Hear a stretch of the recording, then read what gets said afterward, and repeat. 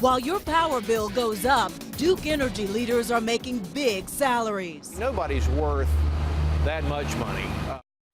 Today, Duke CEO Jim Rogers led his last shareholders meeting before he retires. And those shareholders confronted the people in charge in Uptown. Eyewitness News reporter Jason Stujanki was inside that meeting. And Jason, people had a rare chance to challenge the company's executives face to face.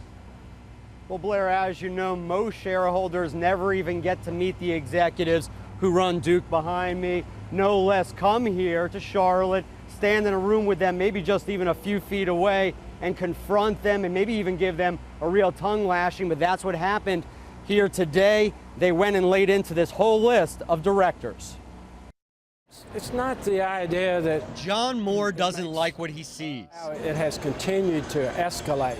He feels just because Duke is now the largest publicly traded utility in the world doesn't mean its executives should make as much as they do. Shareholder Jim Warren agrees. Nobody's worth that much money. We're told each of these directors makes about $200,000 per year. Outgoing CEO Jim Rogers says that's in line with other companies this size, and that for about the last 7 years, he's agreed not to take any cash salary himself. I've been paid only in stock. Still, that stock does add up to roughly $8 million per year. And while under his contract, he's not allowed to cash in much of that until he's been gone from Duke for 2 years, he does get dividends like any other shareholder.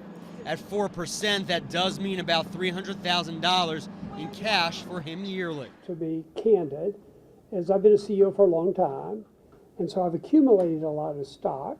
But Duke is a Fortune 250 company with $100 billion in assets and 7 million customers. We know that people in positions of responsibility need to be paid well, but we have passed the scale of where it's proportional. And by proportional, he means out of line with the average Duke worker.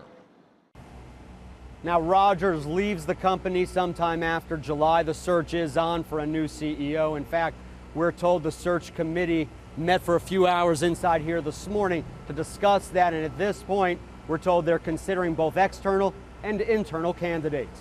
We're live uptown. Jason Stujanki, Channel 9 Eyewitness News.